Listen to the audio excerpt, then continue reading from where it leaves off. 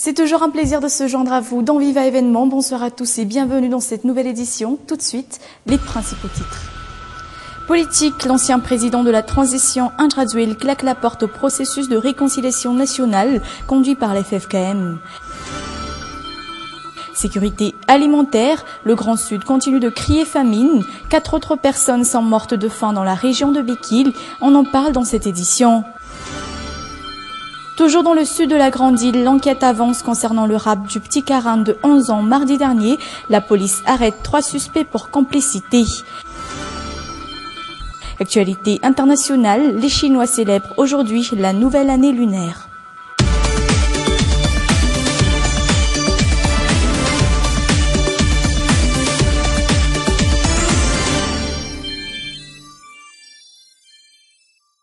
Page politique pour entamer cette édition d'aujourd'hui. Après Albert Zaf, Andrazuel claque lui aussi la porte au chef d'église et aurait donné consigne à ses partisans de quitter le processus de réconciliation nationale. La raison, le mépris de la Constitution. Je vous propose les précisions de Nandianara Johnson sur les images d'Yves Janel. L'ancien président de la transition Andrazuel et consorts se retire désormais du processus de réconciliation nationale conduit par la FFKM, d'après les informations émanant d'une des membres de sa délégation, Razana Massou Christine. Dès le début du processus, le président Andrazuel a déjà accentué sur le point que toutes les mésententes entre présidents doivent être d'abord résolues avant la réconciliation, un fait qui n'a jamais été accompli. D'un autre côté, il y a eu aussi le non-suivi de la loi constitutionnelle concernant l'élection du Premier ministre. Voilà pourquoi le président Andrazuel a décidé de se retirer de la réconciliation nationale. Il ne reste donc plus que l'actuel chef d'État Razonar Mampian et Javal Manana Mark dans cette démarche menée par les chefs d'église au niveau de la FFKM et qui ont tenu une réunion impromptue aujourd'hui.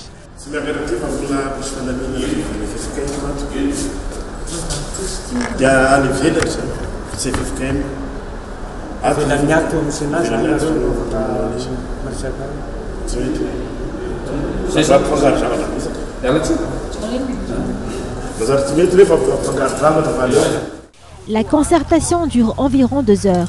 Elle a été en l'occurrence vaine. Les 4 chefs d'église prennent congé à tour de rôle. Soit faite pour dissuader l'équipe de l'ancien président de la transition vu à nous.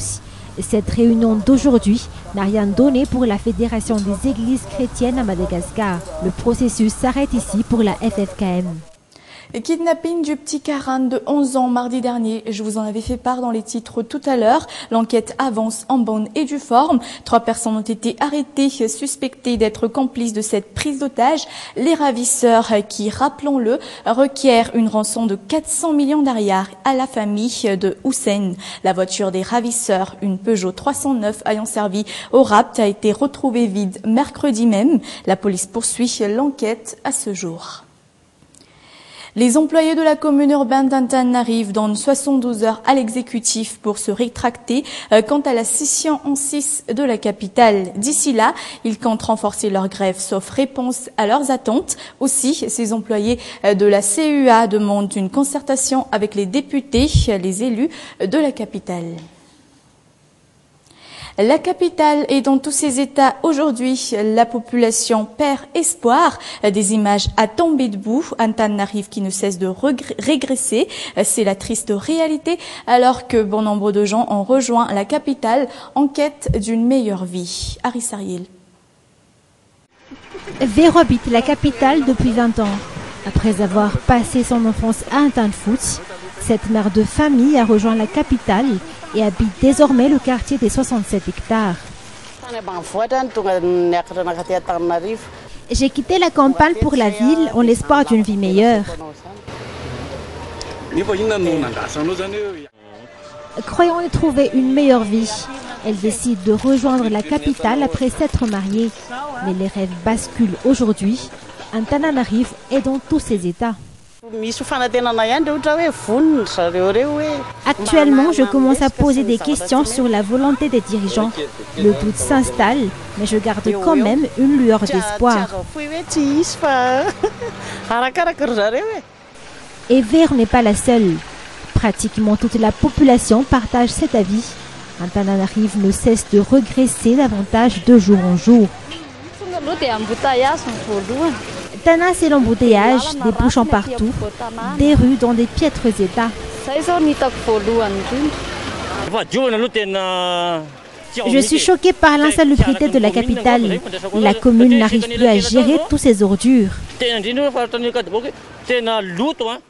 Les jeunes Tananariviens, eux, disent même n'avoir jamais vu la capitale sous d'autres angles, outre les montagnes d'ordures et d'insalubrité.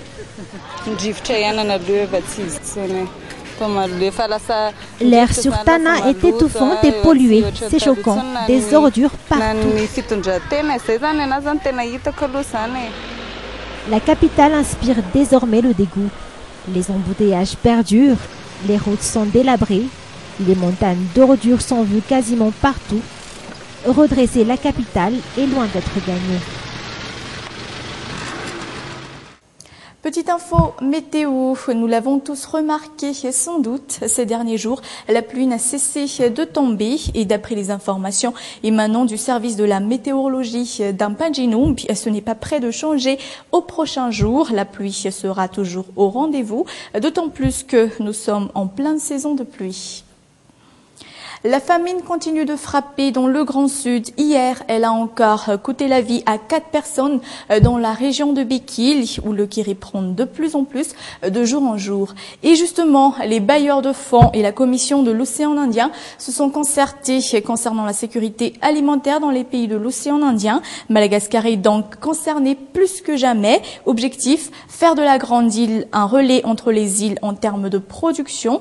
10 projets sont élaborés allant dans ce sens. Écoutons ses explications sur le micro d'Anessou Yves-Janel. L'issue globale, elle est dans le développement économique de Madagascar. On n'échappera pas à cette réalité-là. Tant que le pays sera dans la situation que je vais qualifier de devenir potentiel en développement, vous aurez à l'intérieur du pays des problèmes qui sont des problèmes majeurs. Les chiffres qui ont été cités ce matin à la tribune montrent dans quel état une grande partie de la population malgache se trouve. Et donc tant qu'on n'arrive pas à régler ça, et la seule manière de le régler, c'est des politiques de développement, c'est de la croissance économique, c'est utiliser le potentiel du pays, c'est pour le coup aujourd'hui investir massivement dans les infrastructures, à la fois les infrastructures pour l'agriculture, parce que l'agriculture est le principal secteur d'activité économique, mais aussi dans les infrastructures de transport, de communication. Vos routes, vos pistes ne sont pas en état. Et les problèmes de sécurité alimentaire proviennent souvent, pas tant du problème de la disponibilité de la ressource alimentaire, mais encore du fait qu'elle n'arrive pas auprès des gens qui en ont besoin. Et quand elle y arrive, elle est trop chère. Donc les prix et l'accès sont deux questions centrales qui ne relèvent pas de l'agriculture, mais qui relèvent des infrastructures. Et puis sachez que l'Union européenne fait don de 18 millions d'euros pour la réalisation des projets en question. Et question autosuffisance alimentaire, force est donc de constater que Madagascar est loin du compte. Les projets de 2013 connaissent des obstacles plus qu'évidents. Des efforts sont à déployer pour éviter que la famine coûte encore la vie à d'autres innocents. Anessou Yves-Janel.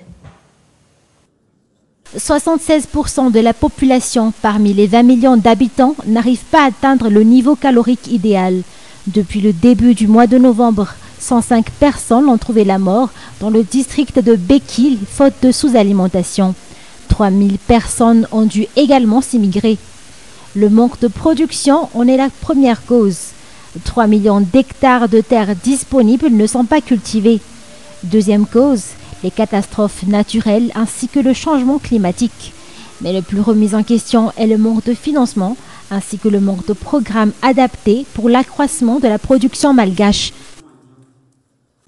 Point final de cette édition. Merci à tous de votre attention. Merci d'être restés avec nous jusqu'au bout. Prochain rendez-vous demain à la même heure. Je vous souhaite de passer une excellente soirée en compagnie de Viva.